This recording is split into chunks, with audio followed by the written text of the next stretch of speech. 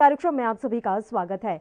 बीते कल यानी 5 जून को पूरी दुनिया ने विश्व पर्यावरण दिवस मनाया। एक दिन इस दिवस को मनाकर क्या हम अपने प्राकृतिक संसाधनों को संरक्षित कर लेंगे, ये हमारा आज का सबसे बड़ा और अहम सवाल है।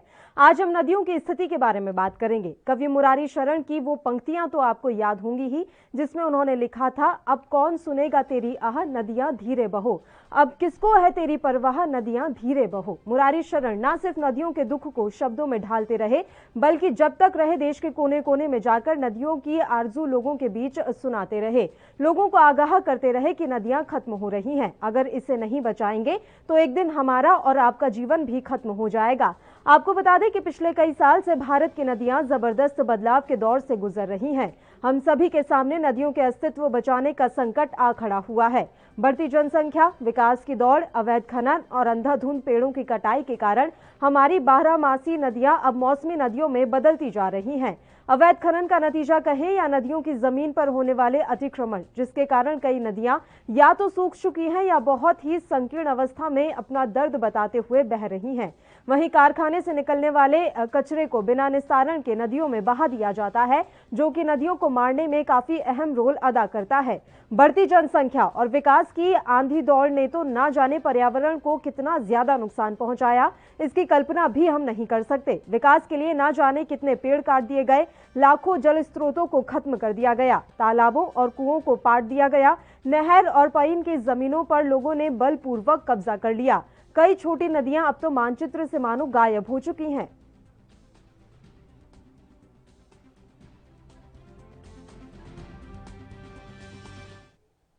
अब आप सोच रहे होंगे कि आखिर अचानक आज ये मसला कैसे उठ गया, तो हम आपको बता दें कि राजधानी दिल्ली में बहने वाली यमुना नदी एक बार फिर दूषित होने लगी है। शनिवार को कालिंदी कुंज के पास यमुना नदी की सतह पर जहरीला झाग तैरता दिखा। यमुना के पानी में प्रदूषक तत्वों की मात्रा बढ़ाने को लेकर दिल्ली सरकार कई बार चिंता जता चुकी है, लेकिन अब तक इस समस्या पर काबू नहीं पाया जा सका है। माना जाता है कि हरियाणा की फैक्ट्रियों से निकलने वाले पानी से भी नदी में प्रदूषक तत्व का स्तर बढ़ जाता है। जानकारी के अनुसार दिल्ली जल बोर्ड के उपाध्यक्ष राघव चड्ढा ने बताया था कि गंभीर जल संकट पर काबू पाने के लिए जल बोर्ड ने यमुना नदी में अनुपचारित प्रदूषकों को बहने से तुरंत रोकने और दिल्ली को पर्याप्त पानी देने के लिए हरियाणा सरकार के खिलाफ सुप्रीम कोर्ट का रुख कर लिया है। राघव चड्ढा ने आरोप भी लगाया था कि हरियाणा सरकार के सुस्त रवैये के चलते यमुना में बड़ी मात्रा में औद्योगिक कचरा डाला जा रहा है, जिससे यमुना में अमोनिया का स्तर बढ़ रहा है और इससे राजधानी दिल्ली के वाटर प्रोडक्शन में काफी कमी आ रही है। उनके लैब में चेक किए गए वाटर सैंपल से इस बात की पुष्टि भी की गई है।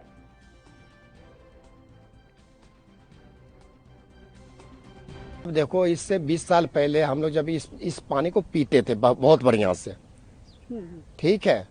अभी जैसे शहरों में लोगों बसे हैं, हर नाला जमने में ज्वाइंट है। अशोक नगर हो गया, तुम्हारे आपके जामिया के नहर हो गया, जितने नहर नाले हैं सब इसी में गिर रहे हैं। तो ये जमुना में अभी कहाँ तक सहन शक्ति करेंगे? इसमें आप भी कितना लगोगे?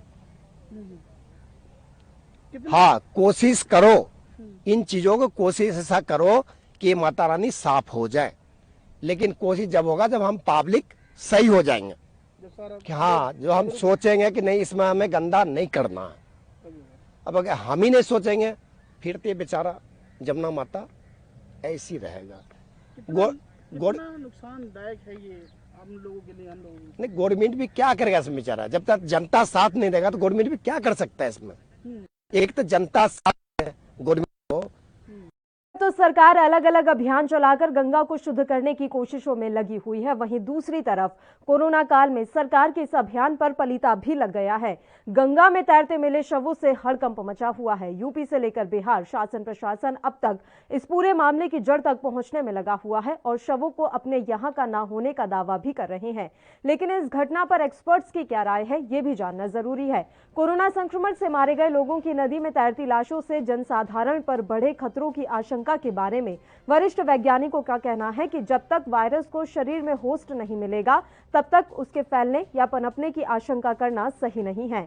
आईसीएमआर के चेयरमैन डॉक्टर बलराम भार्गव से जब इस बारे में पूछा गया तो उन्होंने कहा कि वायरस को पनपने के लिए जीवित मानव शरीर जरूरी होता है। अगर मानव शरीर मृत है तो फिर उसमें वायरस के आगे पनपने या उनके ब्रीड करने की गुंजाइश काफी कम रह जाती है। वहीं बात करें बीएचयू अस्पताल के पूर्व चिकित्सा अधीक्षक डॉक्टर ओपी उपाध्याय की, तो उन्होंने इस बारे में ये कहा है कि कोरोना संक्रमितों के शवों को गंगा में फेंकना समाज के साथ जघन्य अपराध है। उनसे निवेदन है कि ऐसा ना करें, क्योंकि ऐसे शवों को नदियों में अगर हम फेंकेंगे तो उससे पर्यावरण और नदी दूषित होगी ही।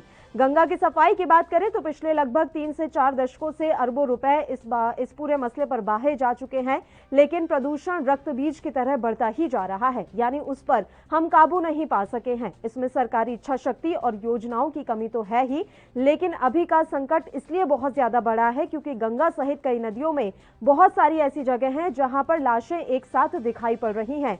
या तो ये लाशें किनारे लगी हुई हैं, जबकि मझधार में कितनी लाशें होंगी इसका तो अभी किसी को अंदाजा ही नहीं।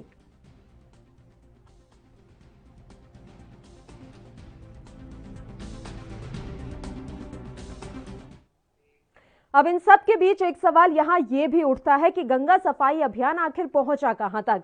सरकार की माने तो नमामि गंगे अभियान से गंगा नदी के पानी की गुणवत्ता सुधरी है और देश की अति महत्वपूर्ण नदियों में से एक गंगा को स्वच्छ बनाने की यह परियोजना काफी सफल रही है। लेकिन विशेषज्ञों का मानना है कि यह प्रयास किसी हद तक सराहनीय है। इससे गंगा की शुद्धि का सवाल लेकिन अभी भी अनसुलझा ही रहा है। असलियत यह है कि दुनिया भर में पतित पावनी मोक्षदायिनी नदी के रूप में जानी जाने वाली नदी गंगा आज अपने अस्तित्व के लिए ही जूझ रही है। जिस गंगा में स्नान को लोग पुण्य का सबब मानते थे, आज उसमें स्नान जानलेवा भयंकर बीमारियों की वजह बनता जा रहा है। 2014 के मुकाबले गंगा आज 20 गुना अधिक मैली है। यह जग जाहिर है और गंगा जल के वैज्ञानिक परीक्षण इस तथ्य के जीते जागते सबूत हैं। प्रधानमंत्री नरेंद्र मोदी ने अपने पहले कार्यकाल में नमामि गंगे परियोजना की शुरुआत की थी। इसकी सफलता का जिम्मा केंद्र के 7 मंत्रालयों को सौंपा गया था। एक अलग मंत्रालय भी बनाया गया। दावा किया गया कि गंगा सफाई का परिणाम अक्टूबर 2016 से दिखने लगेगा। उसके बाद समय समय पर गंगा सफाई के बारे में दावे दर दावे किए जाते रहे और गंगा सफाई की समय सीमा भी बढ़ती रही। इस दौरान सम्मेलन भी हुए, उसमें बेतहाशा पैसा भी खर्च हुआ और योजनाएं दर योजनाएं जरूर बनती रही। दावे भले ही कुछ भी किए जाएं, लेकिन हकीकत यही है कि गंगा दिन ब दिन और ज्यादा मैली होती जा रही है।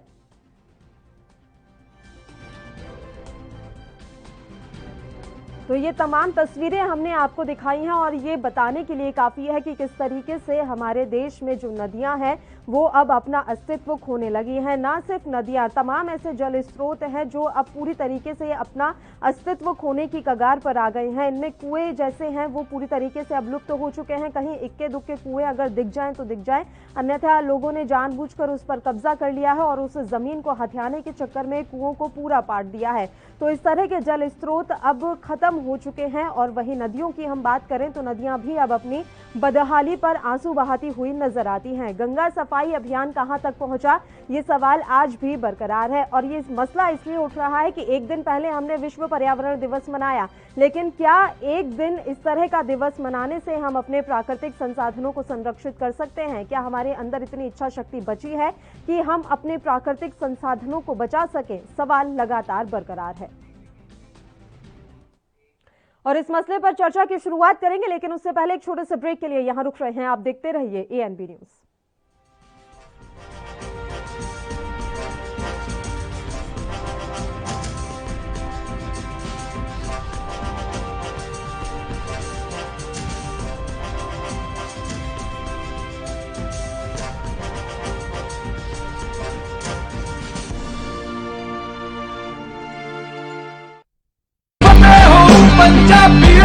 फतेह किट ਦਿੱਤੇ ਨੇ ਕਿ ਤੁਹਾਨੂੰ ਕਿਤੇ ਜਾਣ ਦੀ ਲੋੜ ਨਹੀਂ। ਅਗਰ ਤੁਸੀਂ ਪੋਜ਼ਿਟਿਵ ਹੋ, ਸਟੇਜ 1 ਦੇ ਵਿੱਚ ਹੋ, ਲੈਵਲ 1 ਦੇ ਵਿੱਚ ਹੋ, ਆਪਣੇ ਘਰ 'ਚ ਜਾਓ, ਫਤਿਹ ਕਿਟ ਤੁਹਾਨੂੰ ਮਿਲ ਜੂਗਾ।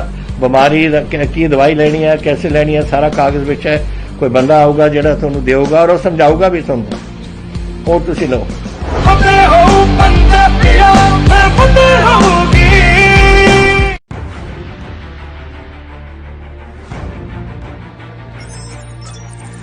खबर चाहे सियासत की हो या सरकार की,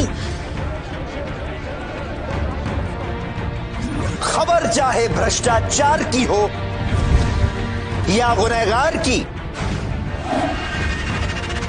दिन भर में क्या रहा देश जगत का हाल, किस मुद्दे ने बनाई किसकी सरकार, रखते हैं हम सब पर नजर, पहुंचाते हैं हम हर खबर। हम हैं ANB न्यूज।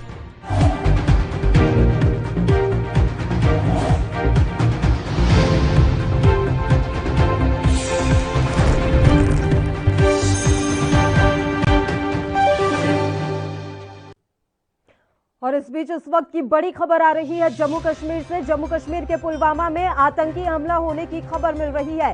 बड़ी जानकारी ANB न्यूज पर। पुलवामा के त्राल बाजार में ग्रेनेड हमला हुआ है।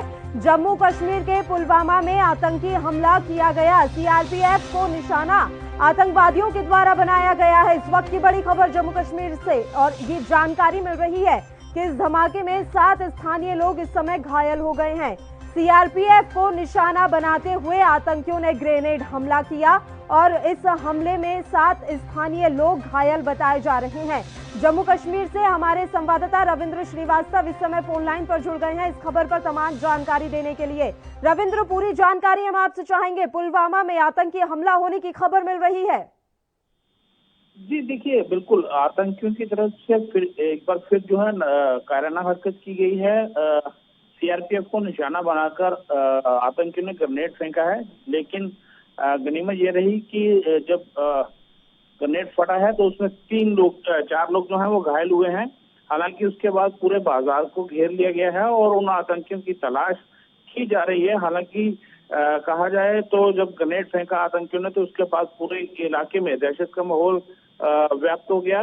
और ये पहली बार नहीं है, कई बार आतंकी जो है सुरक्षा बलों को निशाना बनाते हैं, लेकिन अब इस बार भी CRPF को निशाना बनाकर ही आतंकियों ने ग्रेनेड फेंका था।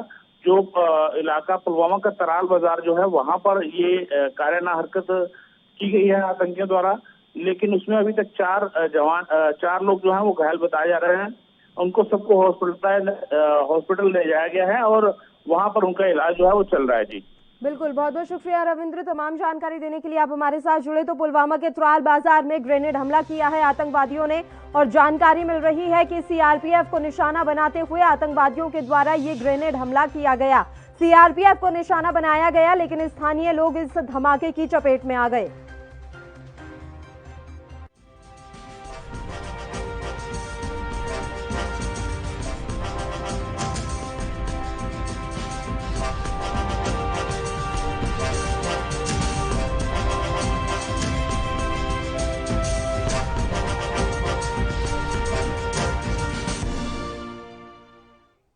ब्रेक के बाद एक बार फिर से आप सभी का स्वागत है। आज हम बात कर रहे हैं हमारे देश में नदियों की दुर्दशा पर। लगातार नदियां लुप्त होती जा रही हैं और बदहाली पर आंसू बह रही हैं। इस मसले पर चर्चा करने के लिए डॉक्टर रमेश ठाकुर इस समय हमारे साथ जुड़ गए हैं, जो कि पर्यावरणविद हैं।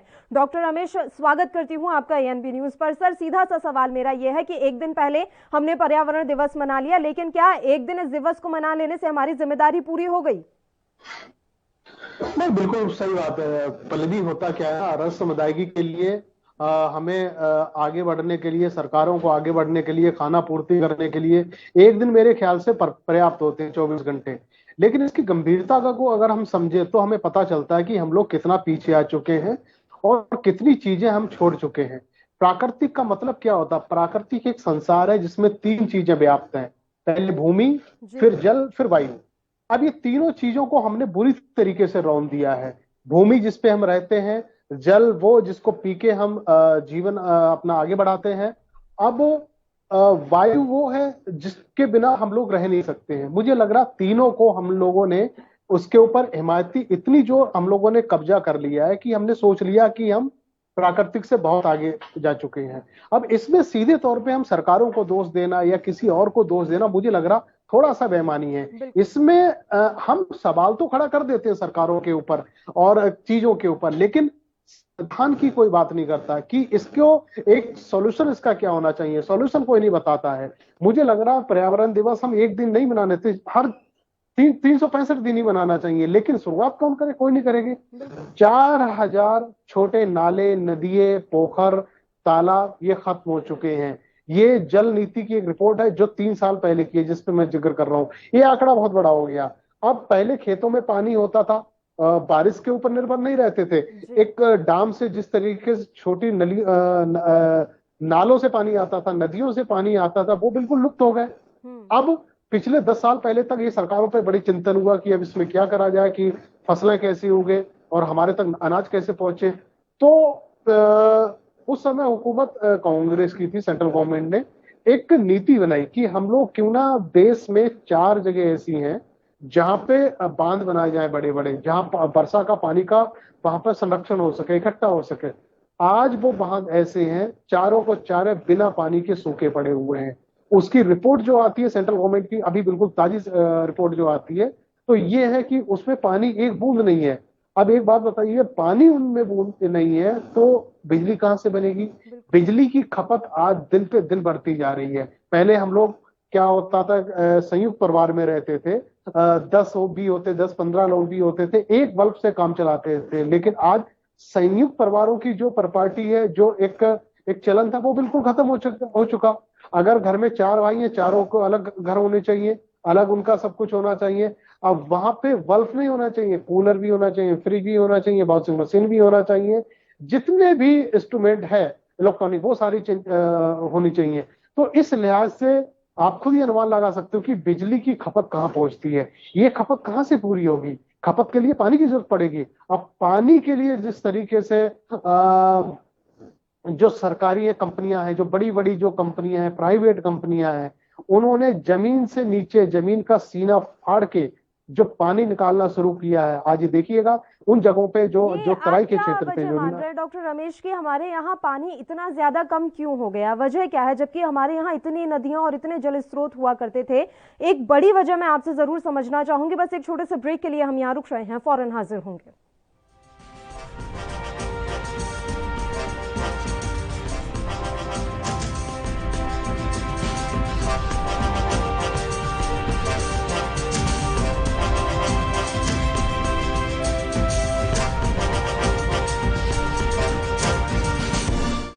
कोरोना वायरस ਨੂੰ ਅਸੀਂ ਤਾਂ ਹੀ ਹਰਾ ਸਕਦੇ ਹਾਂ ਜੇਕਰ ਅਸੀਂ ਆਪਣੇ ਵੱਧ ਤੋਂ ਵੱਧ ਟੈਸਟ ਕਰਵਾਵਾਂਗੇ ਤੇ ਵੈਕਸੀਨੇਸ਼ਨ ਲਗਵਾਵਾਂਗੇ। जैसे ਤੁਹਾਨੂੰ ਕੋਈ ਥੋੜੀ ਬਿਮਾਰੀ ਵੀ ਲੱਗੇ, ਤੁਹਾਨੂੰ ਲੱਗੇ ਕਿ ਮੈਨੂੰ ਮੇਰੀ ਛਾਤੀ 'ਚ ਦਰਦ ਹੈ ਜਾਂ ਮੈਨੂੰ ਖਾਂਸੀ ਹੋ ਗਈ ਜਾਂ ਮੈਨੂੰ ਜ਼ੁਕਾਮ ਹੋ ਗਿਆ ਜਾਂ ਮੇਰਾ ਬਦਨ 'ਚ ਦਰਦ ਹੈ, ਤੁਸੀਂ ਵੇਟ ਨਾ ਕਰੋ, ਟੈਸਟ ਕਰਾਓ। ਪੰਜਾਬ ਸਰਕਾਰ ਵੱਲੋਂ ਕੋਰੋਨਾ ਵਾਇਰਸ ਨਾਲ ਨਜਿੱਠਣ ਲਈ ਪੰਜਾਬ ਦੇ ਪਿੰਡਾਂ ਵਿੱਚ ਵੈਕਸੀਨੇਸ਼ਨ ਡਰਾਈਵ ਚਲਾਈ ਗਈ ਹੈ ਤਾਂ ਜੋ 18 ਸਾਲ ਤੋਂ ਉੱਪਰ ਦੇ ਸਾਰੇ ਲੋਕ ਜਲਦ ਤੋਂ ਜਲਦ ਆਪਣੀ ਵੈਕਸੀਨੇਸ਼ਨ ਕਰਵਾ ਸਕਣ। पूरे पंजाब ਦੇ ਪਿੰਡਾਂ ਲਈ ਕੋਵਿਡ ਟੈਸਟਿੰਗ ਕੇਂਦਰ ਸਥਾਪਿਤ ਕੀਤੇ ਗਏ ਨੇ। ਜੇਕਰ ਤੁਹਾਨੂੰ ਬੁਖਾਰ ਜ਼ੁਕਾਮ ਜਿਹੇ ਲੱਛਣ ਮਹਿਸੂਸ ਹੁੰਦੇ ਹਨ ਤਾਂ ਤੁਰੰਤ ਆਪਣਾ ਕੋਰੋਨਾ ਵਾਇਰਸ ਦਾ ਟੈਸਟ ਕਰਵਾਓ। ਕੋਰੋਨਾ ਸੰਬੰਧੀ ਜਾਣਕਾਰੀ ਲਈ 104 ਹੈਲਪਲਾਈਨ ਤੇ ਕਾਲ ਕਰੋ। तो ਤੁਸੀਂ ਪਲੀਜ਼ ਇਸ ਗੱਲ ਤੋਂ ਹੁਣ ਮੇਰੀ ਗੱਲ ਮੰਨੋ ਕਿ ਆਪਾਂ ਪੰਜਾਬ ਨੂੰ ਬਚਾਉਣਾ ਹੈ, ਆਪਣੇ ਪਰਿਵਾਰਾਂ ਨੂੰ ਬਚਾਉਣਾ ਹੈ, ਆਪਣੇ ਪਿੰਡ ਨੂੰ ਬਚਾਉਣਾ ਹੈ, ਤੁਸੀਂ ਆਪਣੇ ਮੁਹੱਲਿਆਂ ਨੂੰ ਬਚਾਉਣਾ ਹੈ। ਤੁਸੀਂ ਜੋ ਦੱਸਿਆ ਡਾਕਟਰਾਂ ਨੇ ਕਰੋ। हिदायतां दी पालना करके आओ मिलके करिए कोरोना ते फतेह। यही है साडा मिशन फतेह।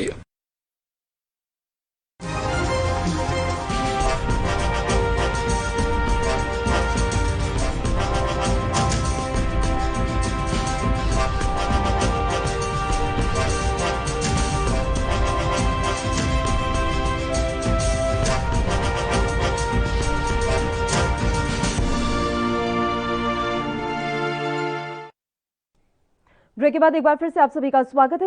नदियों की दुर्दशा के बारे में आज अपने इस खास पेशकश में हम बातचीत कर रहे हैं। डॉक्टर रमेश ठाकुर लगातार हमारे साथ बने हुए हैं, जो कि पर्यावरणविद हैं। डॉक्टर ठाकुर, ब्रेक पर जाने से पहले मैंने आपसे यही सवाल किया था कि जल स्रोतों के खत्म होने का सबसे बड़ा कारण क्या है? क्या सबसे बड़ा कारण यह है कि हमारे देश में जनसंख्या बहुत तीव्र गति से बढ़ी है, या फिर अवैध खनन, अवैध कब्जा एक बड़ा कारण माना जाए?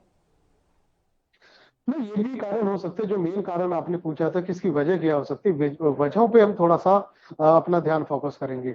सबसे बड़ी वजह पल्लवी क्या है, अब एक जब मॉल बनता है, मैं छोटे पर्टिकुलर एक जगह की बात कर रहा हूँ, अगर जहाँ पे मॉल बनता है उसमें उस मॉल को निर्माण बनाने के लिए नीचे कितने माले बनते हैं, ऊपर कितना खिंचता है, तो उसमें पानी की कितनी जरूरत पड़ती है, ये सरकारों के नाक के नीचे होता है। ये पर्यावरण जितने भी देश के हैं, चाहे और भी प्रेमी लोग हैं, प्रकृति से प्रेम करने वाले, वो सब लोग इस चीज को चिंता बनाते हैं। जब कोई बड़ा एक बिल्डिंग जब बनाई जाती है तो वहां बिल्डर क्या करता है, जमीन के नीचे तक पानी खींच लेता है।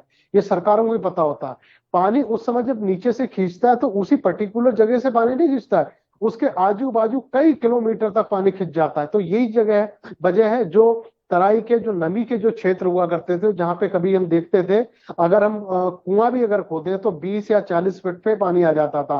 वहां पे स्थिति ये है 120 140 फीट भी आप नीचे खोदो तब भी पानी नहीं आता। ये सरकारों को पता है। ये सबसे बड़ी वजह है कि ये जो प्राइवेट कंपनियों ने, निजी कंपनियों ने जिस तरीके से पानी से दोहन करा है ना, वो बिल्कुल किसी से छिपा नहीं है, सरकारों को पता है। अब सरकारें, सबसे बड़ा सवाल ये है कि सरकारें इन पे एक्शन क्यों नहीं करती हैं, कार्रवाई क्यों नहीं करती हैं। पर्यावरण प्रेमियों के ऊपर से इतनी सारी कंप्लेन है जो सरकारों के पास जाती हैं, उस पर सिर्फ खाना पूर्ति की एक कमेटी बनती है, जांच होती है और सारी की सारी ठंडे बस्ते में डाल दी जाती हैं। मैं यार कह रहा था कि ये इस पे एक्शन सरकार क्यों नहीं लेती है, उसकी सबसे बड़ी वजह आपको बताता हूँ। इसका सरकारों को बहुत मुनाफा होता है। सरकारें और कंपनियां, सरकार एक्शन क्यों नहीं ले रही, ये सवाल वाकई में बहुत बड़ा और जायज है। इसका जवाब हम लेंगे। एक और छोटे से ब्रेक के लिए हमें यहाँ रुकना है। आप बने रहिए ANB न्यूज के साथ।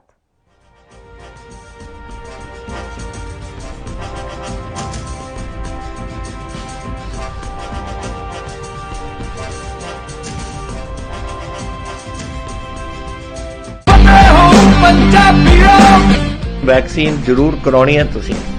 ਤੁਹਾਡੇ ਐਂਟੀਬਾਡੀਜ਼ ਵਧਾਉਣੇ ਨੇ।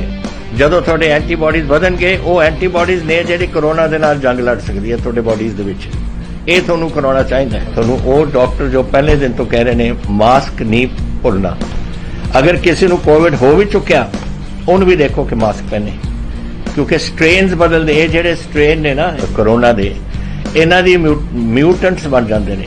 ਇਸ ਕਰਕੇ ਤੁਸੀਂ ਉਹ ਜੋ ਬੇਸਿਕ ਚੀਜ਼ਾਂ ਨੇ, मास्क पहनना, हथ धोने, सोशल डिस्टेंसिंग रखनी, ये जरूरी है। ਤੁਹਾਨੂੰ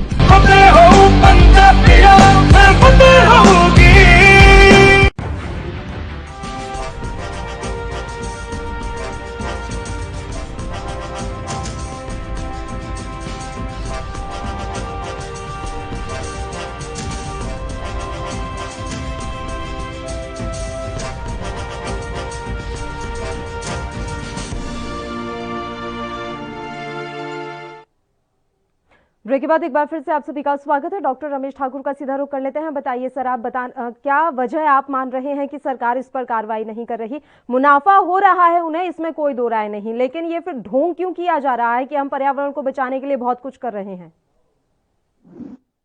देखिए पल्लवी, होता क्या, मैंने बताया ये इसकी वजह बहुत साफ है, बहुत क्लियर है, लेकिन डरावनी बहुत है। इसको डरावनी इसलिए कहूंगा क्योंकि ये अगर सार्वजनिक हो जाए पूरी तरीके से रिपोर्टें, तो मुझे लग रहा है ये बहुत बड़ी तबाही आ जाएगी। अब जब 5 जून आती है तो पर्यावरण दिवस है, ये मीडिया भी भागीदारी है, मीडिया कोई इससे बची नहीं है। मीडिया में स्पेस भी बहुत कम हो गया है कि पर्यावरण के लिए हम लोग एक बड़े कार्यक्रम चलाना चाहिए। सिर्फ 5 जून को या पर्यावरण दिवस को लिए नहीं, उसके पहले भी ये सारी चीजें होनी चाहिए, क्योंकि मीडिया की भी मजबूरी है और लोगों की तरह ये भी सब मजबूरी का हिस्सा हो जाता है। अब मुनाफाखोरी कहां पे होती है, इस चीज को हमें समझने की जरूरत पड़ती है। इसमें जब बड़ी एक मल्टीनेशनल कंपनी कोई बहुत बड़ा एक उद्योग लगाती है या बिल्डिंग बनाती है, तो सरकारों से परमिशन लेती है। सबसे पहले जल मंत्रालय से परमिशन लेती है, गवर्नमेंट ऑफ इंडिया से परमिशन लेती है। अगर सरकार चाहे तो वो पूरा जो व्यवसाय है उनका नहीं होने दे। सबसे पहली बात आ जाती है कि हमें कंपनी बताती है कि हमें इतना टन, इतना लीटर पानी चाहिए होता है। जाहिर सी बात है, इतना पानी वो नदियों से लेके नहीं आएंगे, कहीं से खरीद के नहीं ला पाएंगे, वो पानी नीचे से ही दोहन करते हैं। अब इसमें जब अधिकारी होते हैं, मंत्री होते हैं, पूरी तरीके से सटगाट होती है दोनों में कि इसका कमीशन और इतनी मुनाफा हमें चाहिए, वो दे दिया जाता है। उसके बाद में पर्यावरणविद हंगामा काटते रहते हैं, RTI लगाते हैं, कंप्लेन करते हैं, कोई उसका असर नहीं पड़ता। ये सारी चीजें जब से चली आई हैं, तो वो ये कि आज भूजल स्तर आज नीचे इतना पहुंच चुका है जिसका खामियाजा हम लोग भुगत रहे हैं। तपोवन में जब, उत्तराखंड में जब ये 2 महीने पहले जब इतनी बड़ा हादसा होता है, बिजली का बहुत बड़ा संयंत्र वहां पे, बहुत बड़ा एक प्रोजेक्ट वहां चलता होता है। वो प्रोजेक्ट होता है गवर्नमेंट ऑफ इंडिया का। गवर्नमेंट ऑफ इंडिया का प्रोजेक्ट जब स्टार्ट होता है, उससे पहले पर्यावरणविद और भूवैज्ञानिक और इसरो के वैज्ञानिकों ने 3 लोगों ने मिलके एक रिपोर्ट सरकार को कहा था, सरकार को रिपोर्ट दी थी। उन्होंने कहा था कि इस जगह पे हिमखंड बहुत कमजोर है, कभी भी यहाँ हादसा हो सकता है। आप ये बिजली का इतना बड़ा प्रोजेक्ट आप यहाँ पे मत लगाओ, साफ मना कर दिया था। ये वैज्ञानिक रिपोर्ट है, बावजूद भी सरकार ने अपने मर्जी से वहां पे अपना प्रोजेक्ट चालू रखा। अब देखिएगा कितना बड़ा हादसा होता है, कितना हादसा, इतने लोग बह जाते हैं, इतने लोग मर जाते हैं, आज तक उनकी लाशें तक नहीं मिल पाती हैं। एक सही आंकड़ा भी हमारे सामने नहीं आया कि कितने लोग हताहत वहां पे हुए। तो ये सारी चीजें जब हम प्रकृति से जब ऊपर हो जाते हैं, अपने आप को मानने लगते हैं, तो मुझे लग रहा है तो हमें किस्तों में वो चीजें वो हादसे में मिलते रहते हैं। कभी बादल फटते हैं, कभी आंधी तूफान आते हैं, कभी बहाव आता है, कभी तेज बारिश होती है। तो ये चीजें सारी सर, आपने भी जैसा जानकारी दी है कि तमाम पर्यावरण जो प्रेमी हैं वो इसको ध्यान आकर्षित करने की कोशिश करते हैं, पर हो नहीं पा रहा। अब अगर हम समाधान पे जाएं तो आप समाधान क्या देख रहे हैं, और आने वाले वक्त में आपको लग भी रहा है कि कोई समाधान हो पाएगा? सबसे अहम सवाल तो यही। बस एक छोटे से ब्रेक के लिए और रुक रहे हैं, फौरन हाजिर होंगे।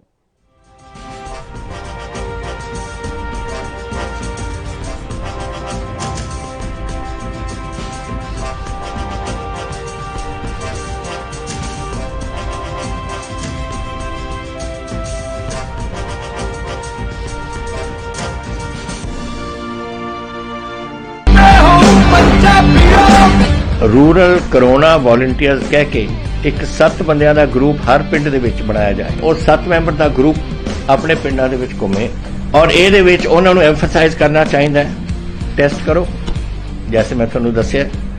ਜਿੱਥੇ ਫਿਰ ਅਗਰ ਕੋਈ ਪੋਜ਼ਿਟਿਵ ਨਿਕਲਿਆ, ਉਹ ਕਿਹਨੂੰ ਮਿਲਿਆ ਉਹਨੂੰ ਟ੍ਰੇਸ ਕਰੋ, ਕਿ ਜਾ ਕੇ ਦੇਖੋ ਕਿ ਕਿਹਨੂੰ ਮਿਲਿਆ, ਉਹਨੂੰ ਵੀ ਟੈਸਟ ਕਰੋ, ਔਰ ਫਿਰ ਜਿਹੜੇ ਕੋਵਿਡ ਪੋਜ਼ਿਟਿਵ ਨੇ ट्रीट करो। पिंड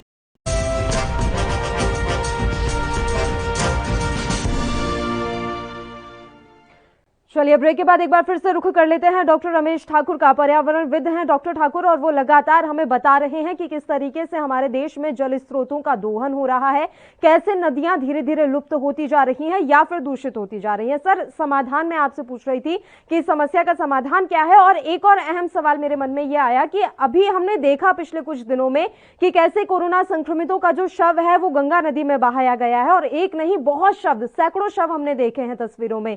क्या इसका भी कोई बड़ा असर पड़ेगा? 2 सवाल। नहीं, असर नहीं पड़ा। मैं पहले आखिरी सवाल पे आता हूं। जो कोरोना सब जिस तरीके से नदियों में बहाए गए हैं, इसके दुष्परिणाम आज नहीं, हमें कुछ दिन के बाद दिखाई देंगे जी। जहां जहां ये सब गए हैं, देखो 3 सबसे त्रिवेणी नदियां मानी जाती हैं, गंगा, यमुना, सरस्वती। इन तीनों नदियों में शवों का बहाव हो गया है। इसका संक्रमण जिस तरीके से नदियों में और नालों में फैल रहा है, तो मुझे लग रहा उसमें रहने वाले जीव, चाहे मछली हो गए, चाहे जानवर हो गए, चाहे और जो पानी पीते हैं, तो मुझे लग रहा उनपे अनुकूल असर कभी हमें देखने को मिलेगा। खैर, दूसरी बात आप समाधान पे आती है। समाधान पहले भी बिल्कुल साफ है, क्लियर है। आप उन जगहों पे पानी का दोहन करना बिल्कुल खत्म कर दो जहां पे सरकारों ने यूं कह लो कि पर्यावरण क्षेत्र जो माने जाते हैं, जो प्रकृति के क्षेत्र माने जाते हैं, मैदानी इलाकों को छोड़ के पहाड़ी इलाकों पे आप टच करना बंद कर दो। वहां पे मानवीय हिमाकत आपकी जितनी है बिल्कुल शांत कर दो। अब आप लोगों ने क्या करा है कि बड़े बड़े पहाड़ जितने भी हैं, उन पहाड़ों को तोड़ के आप प्रोजेक्ट बना रहे हो, उन पहाड़ों को तोड़ के आप नदियों को ना लेके वहां पे ऐसी चीजों का सर्जन कर रहे हो जिनकी जरूरत हमें नहीं है। वो चीजें पर्वतीय क्षेत्रों को छोड़ के आप मैदानी क्षेत्रों पे कर सकते हो, रेतीली क्षेत्रों पे करते हो, आप वहां पे नहीं कर पा रहे हो। वहां इसलिए नहीं कर पा रहे हो। अब राजस्थान में आ जाओ, राजस्थान में ये बड़े बड़े प्रोजेक्ट गवर्नमेंट ऑफ इंडिया क्यों नहीं चलाती है? बिजली के संयंत्र वहां पे क्यों नहीं चलाती? क्योंकि वहां पानी की कमी है, वहां पानी उनको नहीं मिल पाएगा। इसलिए पानी की सबसे ज्यादा कमी कहाँ? तराई क्षेत्रों में है, जहां नमी सबसे ज्यादा है, जहां पहाड़ी क्षेत्रों में झरने, नाले, नदी है, वहां पे अब भी काफी तादाद में पाए जाते हैं। अब इनका रुख पूरी तरीके से वहां चला गया। समाधान की अगर बात आती है तो आप वहां पे जाना बंद कर दो। उन चीजों को, जितनी भी बड़े बड़े प्रोजेक्ट हैं, आप रोक दो, आप तुरंत ही रोक दो। ये सारी चीजें अपने हाथ में। लेकिन नहीं, सरकारों को लगता है कि, और आज का जो वैज्ञानिक है, मुझे लग रहा है वो उन चीजों से बहुत ऊपर हो गया है, मानने लगा है। मुझे लग रहा है ये सबसे बड़ी भूल है। जिस तरीके से प्राकृतिक ने अपना रौद्र रूप हमें इस समय दिखाया हुआ है, चाहे कोरोना के रूप में हो, चाहे कुदरती आपदाओं के रूप में हो, मुझे लग रहा है इसके बाद भी हम लोग नहीं चेते तो मुझे लग रहा आने वाला समय जो मानव के लिए हो, जीव के लिए, जीव जंतुओं के लिए वो बहुत विकराल होने वाला है। लेकिन फिर भी ये सारी चीजें मुझे लग रहा है आज कोरोना है, कल कोरोना खत्म हो जाएगा, उसके बाद में जीवन सामान्य हो जाएगा, फिर पटरी पे जीवन आ जाएगा, वो सारी चीजें हम भूल जाएंगे, सरकार फिर अपने पटरी पे आ जाएंगी। पर्यावरणविद है जो प्राकृतिक प्रेमी है वो चिल्लाते रहेंगे, रिपोर्टर देते रहेंगे, शिकायतें करते रहेंगे, सरकारों को अपना काम कर जिस तरीके से कर रहे हैं कंपनियों के साथ मिलके वो करते रहेंगे। कोको कोला का कितना बड़ा मामला हुआ जब कंपनियां कई जगह पे इन्होंने कोको कोला बनाने के लिए वो हमारा पानी, हमारे जमीन का पानी पिला के वो ही हमें बेच रही हैं। इसके लिए पर्यावरणविद सुनीता नारायण जी ने, नैन बहुगुणा जी ने, कई लोगों ने सरकारों को उस समय चेताया, लेकिन नहीं, वही कोला कंपनियों की जितनी भी यूनिट है, जितने भी प्रोजेक्ट है वो चल रहे हैं सारी जगह पे, पानी का दोहन कर रहे हैं खुलेआम, वही सारी चीजें हो रही हैं। अब जब बहुगुणा जोशी ने जिस तरीके से चिपको आंदोलन उस समय स्टार्ट करा था, कितने पेड़ काटे जा रहे थे, मुझे लग रहा वैसे लोग जन आंदोलन करने के लिए भी कम हैं। क्योंकि आज मैं बता रहा हूं पर्यावरणविद भी हैं, ये भी कोई ऐसी जमात है, ये अपना फायदा ढूंढते हैं, फायदा उनको मिल जाता है, किसी शिकायत पे उनको भी हिस्सा मिल जाता है, वो भी चुपचाप बैठ जाते हैं। मुझे लग रहा है पर्यावरण को बचाने के लिए बड़ा ईमानदारी से आपको काम करना पड़ेगा। इसलिए आपको काम करना पड़ेगा क्योंकि आने वाली जो पीढ़ी है, थोड़ा समय सोचना पड़ेगा कि हम जब नहीं रहेंगे तो हमारे बाद हम उनको क्या देख के जाएंगे, क्या प्राकृतिक चीजों से, जल, वायु, आकाश, इनमें से कोई भी चीजें उनको छोड़ के जाएंगे उनके लिए विरासत के तौर पर। मुझे लग रहा है हम नहीं लेके जा रहे हैं, नहीं देके जा रहे हैं, सब कुछ वीरान करते जा रहे हैं। आज वायु प्रदूषण में जिस तरीके से जितना प्रदूषण घुस चुका है, क्योंकि सांस लेने के लिए चाहे जीव हो, जंतु हो, कुछ भी हो, उसके लिए स्वच्छ वायु होना बहुत जरूरी है। आज देखिएगा जब कोरोना का एक पीक आता है, हमारे लिए ऑक्सीजन हमारे पास नहीं है, अगर वही पेड़ पौधे हों या ऑक्सीजन की और सारे वैकल्पिक हमारे पास संसाधन हो, तो मुझे लग रहा ऐसी स्थिति नहीं आती है। इस स्थिति के बाद में, ऐसे संकट काल से गुजरने के बाद में भी अगर हम लोग नहीं चेते, अगर हमारी सरकारें नहीं चेती, तो आने वाला जो समय है बहुत संकट वाला होने वाला है। पल्लवी, बिल्कुल, हम अभी इस पूरे समस्या को गंभीरता से ले नहीं रहे हैं और आपकी बात एकदम सही है, गंभीरता से नहीं लेंगे तो आने वाली पीढ़ियों के लिए हम कुछ भी छोड़कर नहीं जाएंगे। एक बात मैं यहाँ पर यह भी आपसे समझना चाहूंगी कि वर्षा के पानी को संरक्षित करने के लिए भी योजनाएं चलाई जाती हैं, भले ही कागजों में चलाई जा रही हो, तो वो क्यों नहीं संरक्षित हो पा रहा सर? क्या कमी रह जा रही है? क्या अभी भी इच्छा शक्ति की कमी है या हमारे पास संसाधन नहीं है? विश्व गुरु बनने की हम बात कर रहे हैं और वर्षा के पानी तक को हम संरक्षित नहीं कर सकते।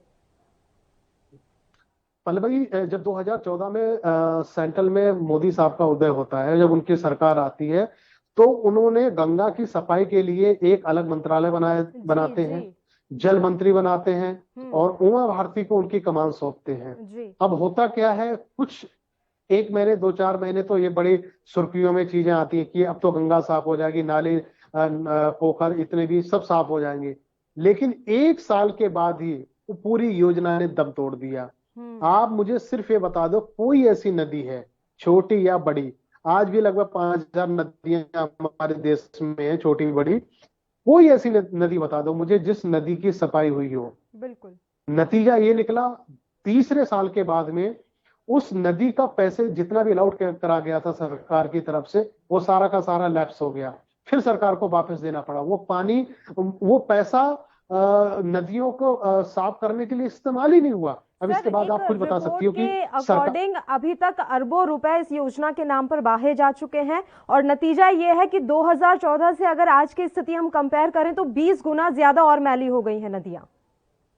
मैं वही उदाहरण आपको बता रहा हूँ, मैं दिल्ली में रहता हूँ, जहाँ मेरा घर है वो यमुना जी के तट पे है जी। आप ठीक है, यमुना जी तो बहुत लंबी है, आप दूर दराज मत जाओ, कम से कम जहाँ आपकी सरकार है, जहाँ आपका निवास है, वास है, वो क्षेत्र तो कम से कम आप साफ कर लो।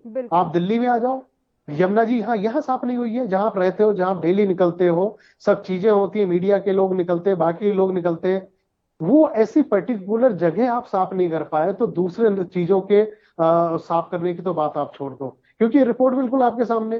तो मुझे लग रहा है सरकारों की पर्यावरण के प्रति जो निर्जलता है, जो असंवेदनशीलता जिस तरीके से इन्होंने दिखाई है, मुझे लगता नहीं है कि ये इस क्षेत्र को क्यों इतना छूता छोड़ के चल रहे हैं, क्यों इसकी तरफ ध्यान नहीं दे रहे हैं। क्योंकि देखो, पर्यावरण प्राकृतिक अगर चीजें हैं तो हम हैं, ये चीज को हमें मान लेना चाहिए। लेकिन मुझे लग रहा है इनसे हम काफी दूर होते जा रहे हैं। हमें पता है कि हम जब सांस लेनी होगी हमें तो ऑटोमेटिक आर्टिफिशियल जो ऑक्सीजन है वो मिल जाएगी। हमें अगर ठंडक लेनी होगी, एसी है हमारे पास, कूलर है, पंखे हैं, हम इसी पे निर्भर हो गए हैं। हम प्राकृतिक चीजों पे हम जा ही नहीं रहे।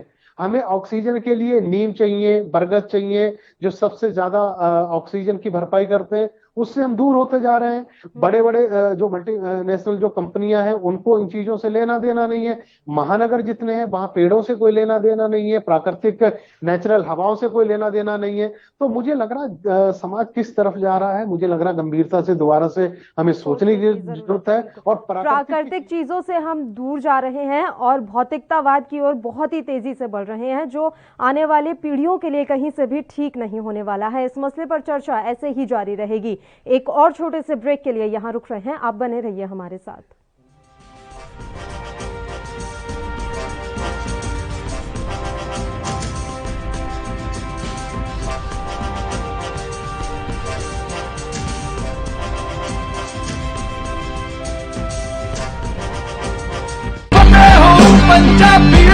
ਫਤਿਹ ਕਿਟ ਦਿੱਤੇ ਨੇ ਕਿ ਤੁਹਾਨੂੰ ਕਿਤੇ ਜਾਣ ਦੀ ਲੋੜ ਨਹੀਂ। ਅਗਰ ਤੁਸੀਂ ਪੋਜ਼ਿਟਿਵ ਹੋ, ਸਟੇਜ 1 ਦੇ ਵਿੱਚ ਹੋ, ਲੈਵਲ 1 ਦੇ ਵਿੱਚ ਹੋ, ਆਪਣੇ ਘਰ ਜਾਓ, ਫਤਿਹ ਕਿਟ ਤੁਹਾਨੂੰ ਮਿਲ ਜੂਗਾ।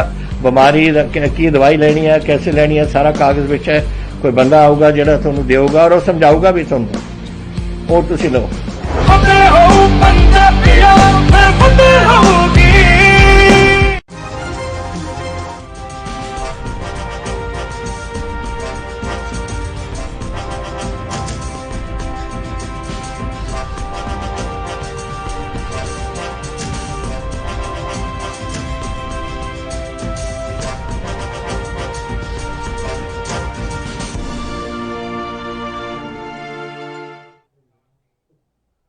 ब्रेक के बाद एक बार फिर से आप सभी का स्वागत है। नदियों के बारे में आज हम बात कर रहे हैं कि हमारे देश में किस तरीके से नदियों का दोहन किया जा रहा है। जल स्रोत लगातार खत्म होते जा रहे हैं, जो भविष्य के लिए एक बड़ी चिंता यहां पर खड़ी कर रहे हैं। डॉक्टर रमेश ठाकुर हमारे साथ इस मसले पर चर्चा करने के लिए शुरू से ही मौजूद हैं। डॉक्टर रमेश ठाकुर, आपने एक बात यहां पर कही है कि मीडिया भी अपनी भूमिका नहीं निभा पा रहा। इस मसले को वाकई में जितनी गंभीरता के साथ उठाना चाहिए कोई नहीं उठाता। एक दिन 5 जून को हम दे देते हैं, उसके बाद पूरे साल कोई पूछता ही नहीं है कि पर्यावरण के मसले पर क्या हो रहा है। एक बात और मैं यहां पर ऐड करना चाहूंगी, विपक्ष हर मसले को उठाता है, लेकिन विपक्ष के लिए भी शायद पर्यावरण का मुद्दा जो है वो प्रायोरिटी में नहीं है। क्या आप भी ऐसा मानते हैं? एकदम बिल्कुल मानते हैं। ये दोनों चीजें बिल्कुल परस्पर, आपने बिल्कुल सही कही। मीडिया में पर्यावरण के लिए स्पेस नहीं है, ये सबकी बात है। अब मीडिया की भी एक मजबूरी है। एक पहले मीडिया होती थी, एक समाज से जुड़ी होती, उसको समाज में हर एक व्यक्ति की जरूरत को अनुसार वो चलती थी। आज कॉर्पोरेट मीडिया हो गई है। मीडिया बिना संसाधन के नहीं चल पाती, उसकी एक मजबूरी है। और दूसरी बात आ गई है विपक्ष की जितनी भी राजनीतिक पार्टियां हैं, उनके लिए पर्यावरण कोई मुद्दा ही नहीं है। उनके लिए मुद्दा है तो बंगाल में चुनाव हो रहा है, बंगाल में हम कैसे जीतें, ये होता है उनके साथ में, और कोई उनसे लेना दे नहीं है। बंगाल में पर्यावरण की चीजों को लेके कितना दोहन हो रहा है, कितना नुकसान हो रहा है, वो ना उनका मैनिफेस्टो में होता है, ना उनकी चुनावी रैलियों में, भाषणों में वो अंकित होता है। ये चीजें बिल्कुल सही है। अब सबसे बड़ी बात है, देखो हम थोड़ा सा अगर इतिहास की अगर बात करें, चाहे रामायण काल हो, चाहे महाभारत काल हो, वहां पे एक बात हमें बताई गई थी, एक बात हम लोगों को टीवियों से, हमने किताबों से पढ़ी है कि मानव का जब भी विनाश होता है तो वो प्राकृतिक के दोहन से होता है। तो मुझे लग रहा है हम उस दिशा में बढ़ चुके हैं। आज जिस तरीके से मानवीय हिमाकतों ने पर्यावरण को इतना रौंद दिया है, धरती का सीना इतना फाड़ दिया है, तो मुझे लग रहा है इसके बाद उसका अंजाम क्या होगा बिल्कुल हमारे सामने है। सरकारों को चाहिए कि सबसे पहले हमें पर्यावरण दोहन वाली चीजों को रोकना पड़े। उसके लिए जंगल का जिस तरीके से हम लोग कटाई करते जा रहे हैं, आप छत्तीसगढ़ में आ जाइए, मध्य प्रदेश में आ जाइए, और जितना साटा धान जिसको बोलते हैं, जो पानी को बहुत नीचे से सोखता है, सरकार ने और प्रशासन ने इनके ऊपर बैन भी किया हुआ कि ये फसल नहीं होनी चाहिए, लेकिन धड़ल्ले से प्रशासन की मिली वजह से वो धान भी हो रहा है, वो फसल भी हो रही है। अब आप बताइएगा, जब ये चीजें हो रही है, पानी सोखने वाली चीजें, तो पानी कहाँ रहेगी? और तराई के जितना भी क्षेत्र है वहां पे भी लगातार जंगलों को काटा जा रहा है, आवासीय क्षेत्र बनाया जा रहा है, जमीन लोग बना रहे हैं। ये क्या सरकारों को नहीं दिखाई देता? ये प्रशासन को नहीं दिखाई देता? सबको दिखाई देता है, लेकिन सब के सब आंख मूंद के बैठे हुए हैं। उनके कान के नीचे सब कुछ हो रहा है। मुझे लग रहा है ये क्यों हो रहा है, इसको रोका क्यों नहीं जा रहा, इसमें कितना किसका फायदा है? मुझे लग रहा है इन चीजों पे दोबारा से हमें रिफॉर्म करना पड़ेगा। जितने भी जल जंगल कानून के लिए जितने भी आईपीसी पैनल कोर्ट हैं, जितने भी कानून बने हुए हैं, मुझे लग रहा है इसको रिफॉर्म करना पड़ेगा। दोबारा से संरक्षण करनी पड़ेगी कि ये चीजें हमको कैसे रोका जाए। जब 2014 में केंद्र में मोदी की सरकार आई थी तो मुझे लग रहा है इस क्षेत्र में बहुत तेजी से काम हुआ था, सतर्कता बहुत ज्यादा दिखाई गई थी। लेकिन 2014, 15, 16, 17 तक आते आते मुझे लग रहा है वो भी ठंडा पड़ गया। एक बड़ी उम्मीद थी सरकार से कि ये सरकार आके कुछ ना कुछ एनवायरमेंट के क्षेत्र में काम करेगी, लेकिन वैसा फल भी हो नहीं पाया। अगर मुझे लगा रवैया ऐसा ही रहा एनवायरमेंट के लिए तो आने वाला समय वो बहुत खतरनाक हमारे लिए होने वाला है। देखिए, अभी हमने इसके बारे में बात की कि गंगा सफाई अभियान, नमामि गंगे परियोजना की तो क्या हालत है वो हम जान रहे हैं। उसके अलावा स्वच्छता अभियान एक सरकार की तरफ से शुरू किया गया था, मोदी सरकार की तरफ से, और अभी सिंगल यूज प्लास्टिक बैन को लेकर भी प्रधानमंत्री की तरफ से एक पहल की गई। तो आपको लग रहा है कि इन अभियानों का कोई असर हो रहा है? स्वच्छता अभियान के नाम पर तो इतना जो है फंड दिया गया ग्राम पंचायतों को कि वहां पर शौचालय बनवाए जाएं ताकि पर्यावरण दूषित ना हो, तो इन अभियानों का कितना असर आप धरातल पर देख रहे हैं? पल्लवी, मुझे लग रहा कि प्रधानमंत्री नरेंद्र मोदी की नीयत में खोट नहीं रही थी। उन्होंने जिस तरीके से योजनाओं को चलाना था, योजनाओं को आगे बढ़ाना था, उन्होंने किया, लेकिन उसको इम्प्लीमेंट हम लोग नहीं कर पाए, उनकी सरकार नहीं कर पाई, उनके लोग नहीं कर पाए और प्रशासन नहीं कर पाया। जब उन्होंने स्वच्छता अभियान चलाई तो खुद आके झाड़ू लगाते हैं, उनके कार्यकर्ता झाड़ू लगाते हैं, सारे कार्यकर्ता बीजेपी के अपने आप को चौकीदार लिखने लगते हैं। लेकिन मुझे लग रहा है ये सारा एक जो मेला नहीं होता कि मेला लगता है 10 दिन के बाद में वो खत्म हो जाता है, त्योहार आता है खत्म हो जाता है, तो ये सारी योजना भी मेला और त्योहारों की तरह हमें दिखाई दे रहे। 1 महीना बीता, 2 महीना बीता, उसके बाद में सारी चीजें खत्म हो जाएगी। आज वही रोड है जहाँ पे ये लोग झाड़ू लगा रहे थे, वहां पे गंदगी आपको देखनी पड़ेगी। ये वही रेलवे स्टेशन है जहाँ पे ये लोग आते थे, झाड़ू लगाते थे, एक फोटो सेशन होता था, फेसबुक पे डाल देते, सोशल मीडिया पे डाल देते थे, लेकिन स्टेशन पे भी वही है और गंदगी भी वहीं पड़ी हुई है, वहीं बनी हुई है। आपकी बात एकदम सही है कि प्रधानमंत्री की नीयत में खोट नहीं थी, लेकिन नीतियां सही नहीं थी और नीति सही नहीं होने के कारण वो अपनी योजनाओं को धरातल पर लागू नहीं कर पाए। आपका बहुत बहुत शुक्रिया डॉक्टर रमेश ठाकुर, आप हमारे साथ जुड़े, आपने अपना समय हमें दिया इस अहम मसले पर चर्चा करने के लिए। इसी के साथ इस बुलेटिन में फिलहाल के लिए इतना ही। मुझे दीजिए इजाजत, नमस्कार।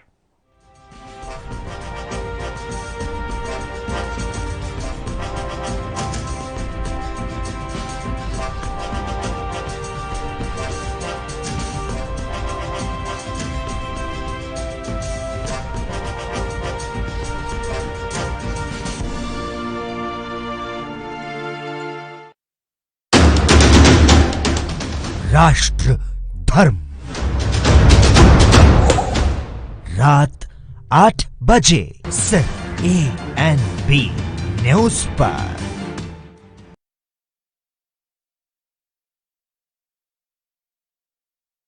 क्या आप दुबले पतले कमजोर हैं? आपकी सेहत नहीं बनती, भूख कम लगती है, वजन नहीं बढ़ता? दरअसल मेन बात खाना पीना खाना नहीं है, मेन बात है खाया पिया पूरी तरह से शरीर पर लगना। और अगर खाया पिया पूरी तरह से शरीर पर लगेगा नहीं तो आपकी सेहत बनेगी कैसे?